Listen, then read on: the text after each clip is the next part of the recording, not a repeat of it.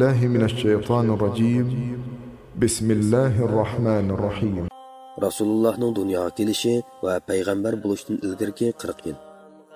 Rasulullah'ның dünyaya kelişi. Cemi peygamberlerinin serdari Seyyidimiz Muhammed sallallahu aleyhi ve sellem İran Şahi Nuşirvan hakimiyetinin 40. yılı, Mekke'de yüz bergen peyl vakasının 1. yılı, Rabbiyul Evvel'nin 9. günü səhərdə Mekke'deki Beni Haşim koçusida yoruq dünyaya göz açtı.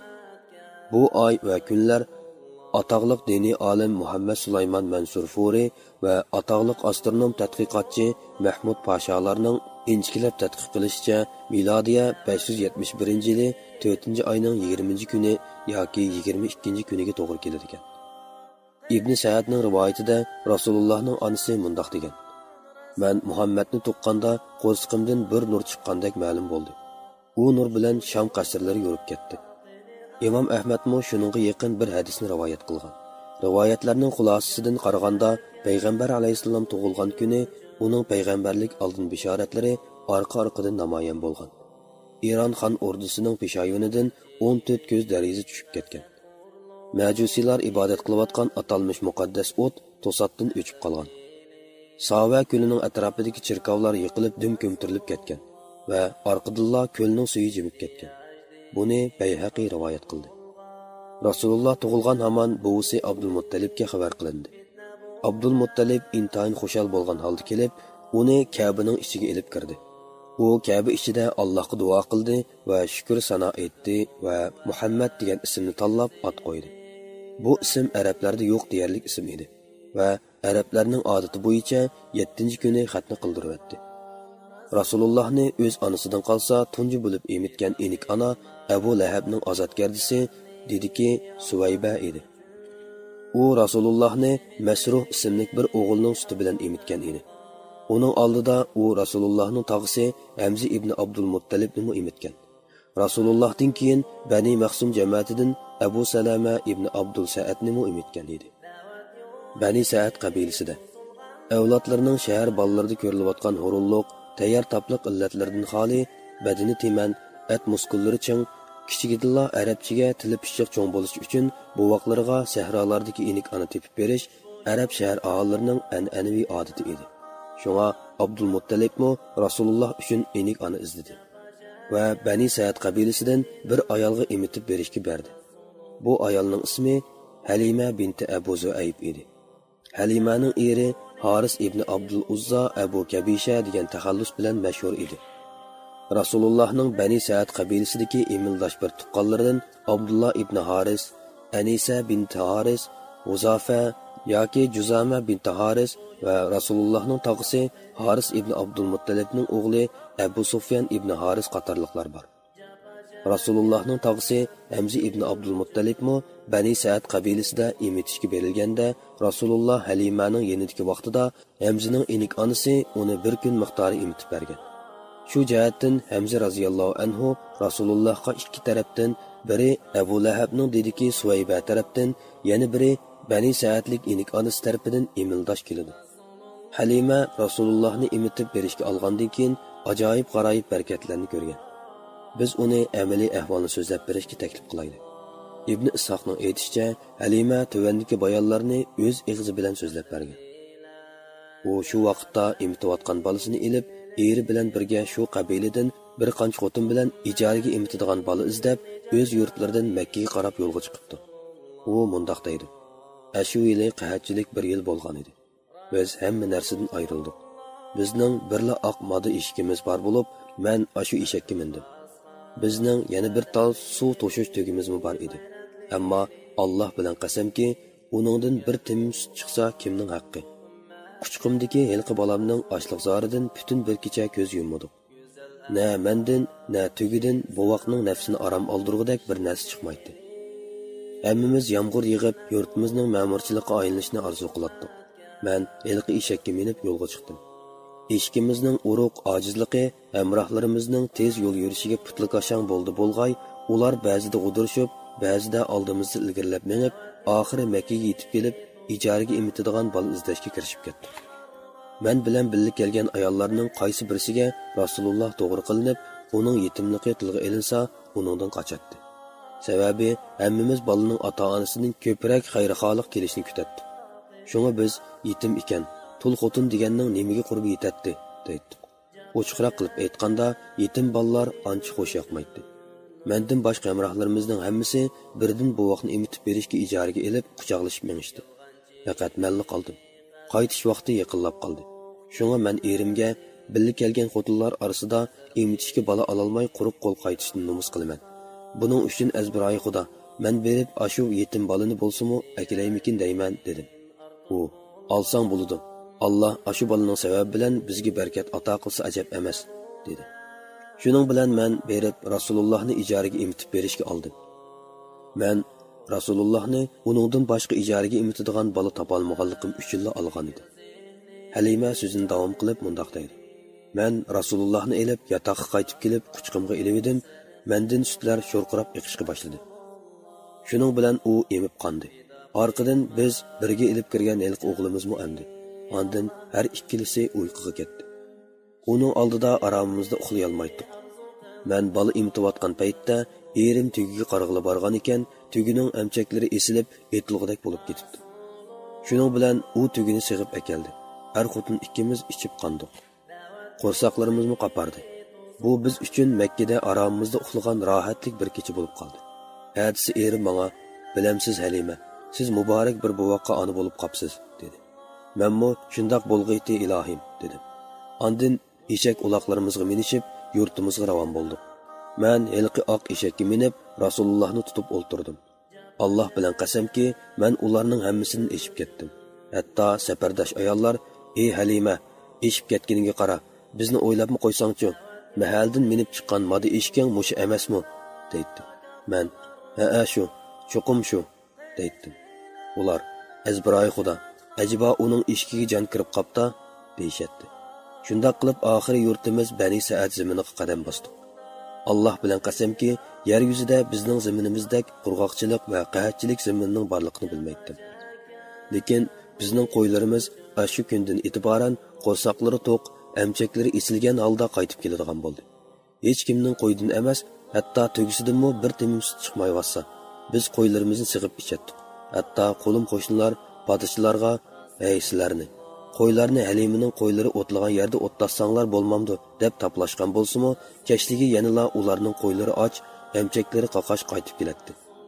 Bizning qo'ylarimiz qo'rsoqlari qapargan, amchaklari esilgan holda qaytib keladi.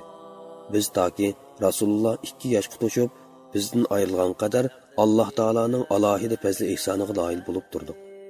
Rasululloh boshqa bolalarga o'xshamaydigan darajada tez cho'ng bo'lgandek qiladi.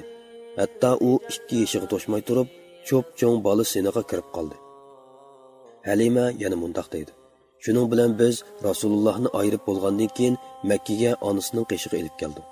Vaholanki biz uning barakatlarini ko'rib turgan bo'lg'achqa, uning qishimizda davomli qilib qilishiga to'liq tashna edik. Shunga biz uning onasiga gap qildik va o'zim shaxsan o'g'limizni o'ptaroq cho'ng bo'lguncha yenimizda qo'ysangiz, men uningga Makkaning vabo kesilining tegib qolishidan ansirayman, dedim. Va oxiri uni qaytirib elib chiqib ketishga qoyil qildik. Mana shunday qilib Rasululloh Bani Saad diyorida turib qoldi. Hatto 4-5 yoshlarga kiribdi, ushtum tut uning ko'kirga yerilish voqeasi yuz berdi. Imom Muslim Anas radhiyallohu anhu naql qilgan hadisda mundoq deyilgan. Rasululloh bir kuni bolalar bilan o'ynayotdi. Jibril alayhisalom kelib, Rasulullohni tutqancha yiqitdi va ko'kirkini yerib, yuragini sirtqa oldi va uningdan kallak laxti qanni chiqarib tashlab etib, "Bu sendagi shaytonning nasivasi edi", dedi. Ondan uni oltin dasqa silib, zamzam suvi bilan yuvgandan keyin o'z joyiga qaytirib emlibatdi. Buni ko'rgan bolalar Rasulullohning enik onasining qishiga yugurishib kelib, "Muhammadni birisi o'ltiribdi", deb xabar qilishdi. Ular uchqandek yugurishib kelsa, Rasululloh allaqachon hushidan ketgan holda rangi ro'yi samandek sarg'ayib yotibdi. Mushu vaqadan keyin Halima Rasulullohning kutilmagan hodisasiga uchrab qolishidan, onasi oldida yuz kelolmasligidan ansirab, Makkaga akirib onasiga topshirib berdi. Shuning bilan Rasululloh 6 yoshga kirganga qadar onasining tarbiyasida bo'ldi. Shu kunlarda Rasulullohning onasi Amina oxiratga safar qilgan marhum erining ruhini aslab, uning Yasribdagi tuproq beshini ziyorat qilib kelmoqchi bo'ldi. Shu kunlarda Rasulullohning onasi Amina oxiratga safar qilgan marhum erining ruhini aslab, uning Yasribdagi tuproq beshini ziyorat qilib kelmoqchi bo'ldi. Shunga u yetim o'g'li Muhammad alayhisalomni va dediki Ummu Aymanni o'ziga hamroh qilib 500 kilometrdek musofani nishonlab Makkaga yo'lga chiqdi. Abdul Muttalibmi bu dili sunuq kelinga mahram bo'lib birga chiqqan edi. Amina Madinada bir oy turgandan keyin qaytish taraddudida turganda uningga ushtumtut ig'ir kasal tegdi. U yo'lga chiqqandan keyin kesili borgan sir ig'irlab Makka bilan Madina oraliqida Abuva degan yerga kelganda oxir bo'lolmay o'lib ketdi. Köyümchan bovu tarbiyasida. Amina Abuvaga dafn qilib qo'yilgandan keyin Abdul Muttalib Rasulullohni elib Makkaga qaytib keldi. Uning ko'nglida qalb jarohati qayta yangilangan bu musibatlar navrisiga nisbatan esdoshlik va ish og'irtish tuyg'usi aslab oshmoqda edi. Shunga u o'g'illarining hech qaysi ko'rsatmagan illiqligini o'sha navrisiga yetkazdi va uni peshonasiga putilgan yolg'izlikqa tashlab etmasdan, balki hamma bolalardan yuqori o'rin qo'yadi. Ibn Hisham mundaq deydi: Kabe soyasida Abdul Muttalibga atab ko'rpa silib tayyorlanadi. Abdul Muttalib ko'rpaga chiqquncha uning o'g'illarining hammasi ko'rpaning o'pcho'risida o'ltirib turadi. Otasiga hurmat bajo keltirish uchun hech kim uning besotiga qadam bosmaydi. Bu chaqda Rasululloh xeli cho'ng bo'lib qolgan bo'lsa-mu, u bovisining oldi-keyinda o'ynaqshib kelib ko'rpaga chiqadi-da, uning tog'isi uni otasining ko'rpasidan yiroq qilib o'tmoqchi bo'ladi. Bu chaqda Abdul Muttalib: "Bu balamni men bilan o'ltirib qo'yinglar. Alloh bilan qasamki, bu balamda cho'qim bir xislat bor", deydi. Ondan Rasulullohni firash ustiga uchqiga ilib o'ltirib, usti boshlarini silab, uning o'yin harakatlaridan so'yinib o'zirinadi va uni so'yib yedilaydi. Rasululloh 8 yoshga kirib 2 oy 10 kun to'shib edi, bovisi Abdul Muttalib Makkada olamdan o'tdi. Va jon uzish oldida bu navrisiga uning dadasining qon qarinishi Abu Talibning kepil bo'lishini tavsiya qilib ko'z yumdi. Chunki Abdullah bilan Abu Talibning onasi bir edi. Abu Talib o'z qarindishining o'g'lining haqqini haqiqiy ravishda ado qildi. Abu Talib uni o'z bolalariga qo'shib oldi. Balki texi o'z bolalaridan chorroq ko'rdi. U Rasulullohni alayda hurmatlaydi va qadrlaydi. 40 yildan ko'proq vaqtda Rasulullohning peshini ko'tarib va uningga himoya to'nini yepib, boshqalar bilan Rasululloh uchun do'stlashib, Rasululloh uchun adovatlashib keldi. Buning bir qismi o'z navbatida bayon qilindi. Rasululloh bilan suv tilash. Ibn Asakir Jalham ibn Arfatadan naql qilgan bir hadisda Jalham ibn Arfata mundaq degan: "Men bir navbat Makkaga kelgan edim. U vaqtda Makkaliklar intayin qahatchilik ichida ekan. Bir kuni Qurayshlar: "Ey Abu Talib, vodimizda qurg'oqchilik yuz berib, ahli avlodlarimiz ocharchilikda qoldi. Suv tilab bergan bo'lsang", deyishdi. Shuning bilan Abu Talib chiroyi vasli go'yo yomg'irdan keyingi quyoshdak nurona ochiq chiroy bir bolani elib chiqdi. Uning atrofida bir qancha bola birga o'ynayotdi. Abu Talib elqi o'g'ilni qo'liga elib dummisini Ka'baga chaplab, qo'lini egiz ko'tarib Allohga iltijo qildi. Ko'k osmonda bulutning qarsimi ko'rinmaydi. Birdilla u yoq bu yoqlardan parcha-parcha bulutlar kelib, qor bulutga o'zgarib, havo guldirlab, chaqmoq chiqib, yomg'ir yog'ishga boshladi. Va birdamning ichida Makka vodiysi eqin bo'lib oqdi. Shahar qishloq hammasi ko'klamga aylandi. Rahib Buhayra. Payg'ambar alayhisalom 12 yoshga kirganda Abu Talib uni Shamga tijoratga birga elib chiqib, Busra degan joygacha opardi. Busra Shamga tavazimin bo'lib, Huronning kirish eg'izi edi. Huron shu mazgilda Rumliqlarning ishg'oliyati ostidagi arab zaminlarining bir qismi edi va bu shaharda Buhayra nomi bilan mashhur Jirjis ismli bir rahib bor edi. Tijorat karvoni shaharga tushgandan keyin rahib karvonning oldiga chiqib kutib oldi. Uningdan ilgari bu rahib tala tuzlarga ancha chiqib qolmaydi. U karvonchilarni arlab yurib, Rasulullohga sapsilib qaradi va uni o'zining kitobidagi tunishtirishga selishtirib, tunib olgandan keyin Rasulullohning qo'lini ching siqib turib, "Bu bala butun olamlarning xo'jisidir. Buni Alloh odamlarga payg'ambar qilib avatidi", dedi. Abu Talib: "Buni qandoq bilasan?" dedi. Rahib: "Sizlar damondan oshqandan tortib, birmu tosh tikan qolmay, hammasi sajdaga bosh qo'ydi. Bundaq martaba faqat payg'ambarga iltifot qilindi.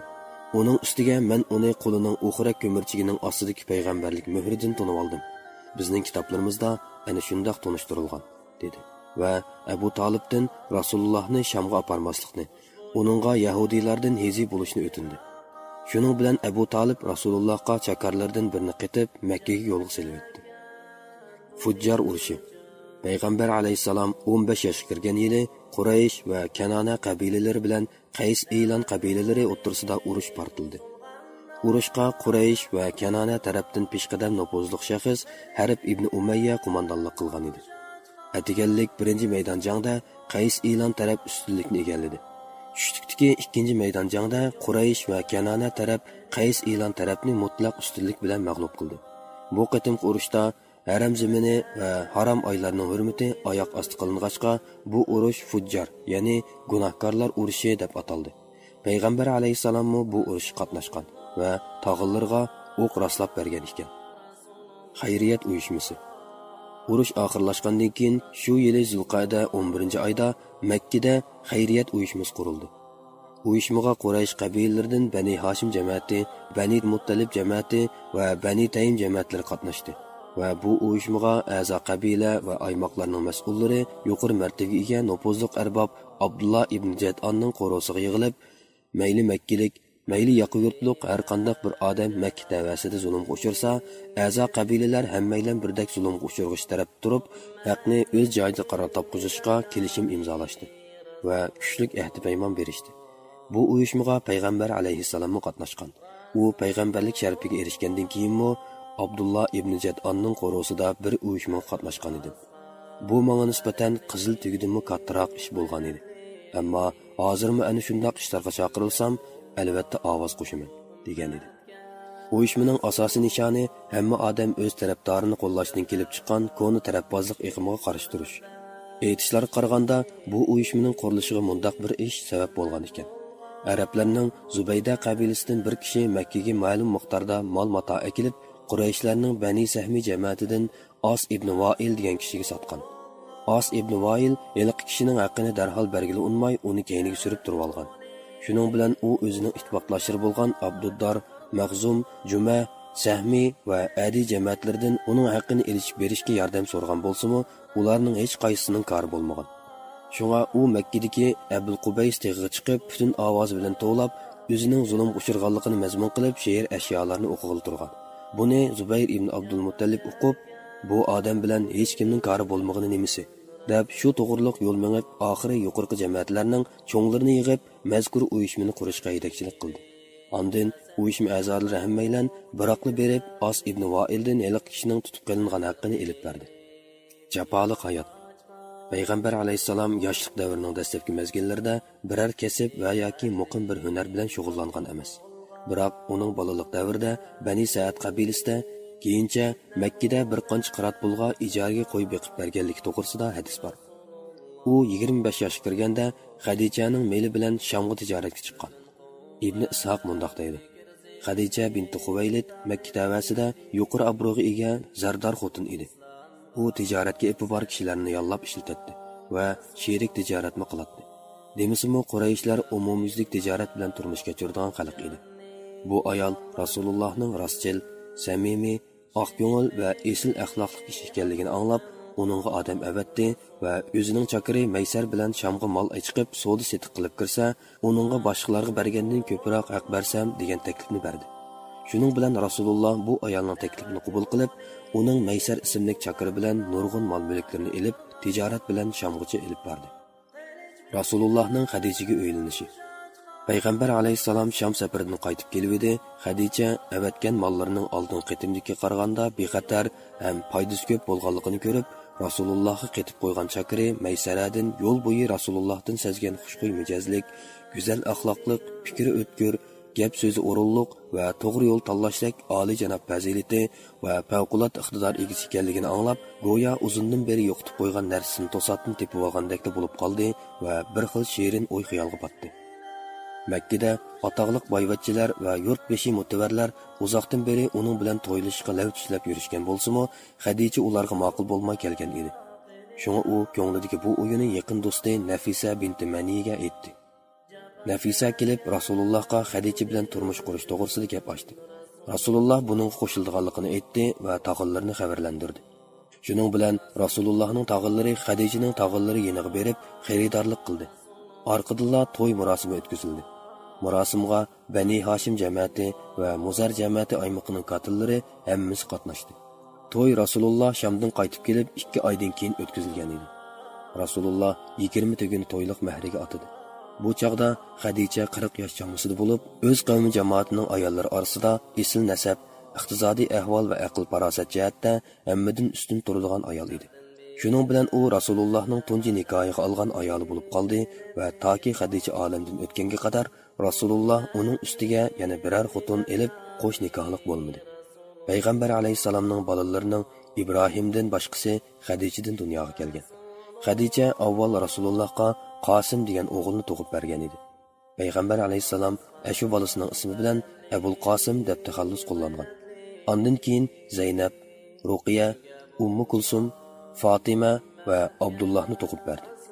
Abdulloh Tayyib va Tohir deb ataladi, ya'ni obdan va pokiz degan ma'noda. O'g'illarining hammasi kichik holatda o'lib ketgan. Ammo qiz farzandlari islom davriga musharraf bo'lgan va musulmon bo'lgan bo'lib, boshqa musulmonlar bilan birga hijrat qilgan. Afsuski, ularning hammasi Rasulullohning hayot vaqtida olamdan ketib qoldi. Faqat Fatima Rasulullohdan qilib 6 oydan keyin o'lib ketdi. Kabening isloh qilinishi va yarashtirish masalasi. Payg'ambar alayhisalom 35 yoshga kirgan yili Qurayshlar Kabeni yangilab salmoqchi bo'ldi. Chunki u Ismoil alayhisalomning zamonidan tortib üstü uçuq, odam bo'yidan egizrak, taxminan 9 gaz egizlikda qo'pirib qo'yilgan bo'lg'achqa, ko'p qatam o'g'ri yolg'onlar uning ichidagi mol-mulklarga so'g'uq qo'l tekkizish ahvollari ko'rilgan. Shuning bilan birga, yana Ka'ba qadimiy qurilish bo'lg'achqa, kelkun va bo'ron chapqun qatorliq tabiiy ofatlarning hujumiga uchrab, har jihatdan ko'nirab, tomlari chap ketishga boshlagan. Bo'libmi mushi yili Rasululloh payg'ambar bo'lishdan 5 yil ilgari Makka da cho'ng kelkun ofati yuz berib, kelkun Ka'baga udul kelib usgan bo'lg'achqa, Ka'ba yiqilib tushgida tasli qoldi. Shunga Qurayshlar Ka'baning kishilar qalbidagi o'rnini ko'zda tutib, uni yangilab selishga bel bog'ladi va uning qurilishiga olon yo'l bilan topgan mollarni sarf qilish, zina, harom, jazonixo'rlik va kishilarga zulm selish yo'li bilan qo'lga kelgan mollarni qat'iy yaqin keltirmaslikka kelishdi. Ular Ka'bani yiqitishdan ayminib, hech kim avval qo'l tekkizishga unmadi. Oxir bo'lmay Bani Mahzum jamoatidan Valid ibn Mughira dastlab qilib yiqitishni boshlab berdi. Ondan uning g'ayri ahvolga yo'liqmaganligini ko'rib, boshqalarni yiqitishga kirishdi. Shunday qilib ular Ka'bani oxiri Ibrohim alayhisalom tutgan o'g'ligacha yiqitdi. Ondan qurishqa tutish qilib, Ka'ba tomlarini bo'lishib, qabilalar aro ayirib olishdi. Natijada har bir qabila ayrim-ayrim tosh yig'ib qurilish qilishga kirishdi. Qurilishning texnik ishlarini Rumluq Baqum ismli bir qurilishchi boshqardi.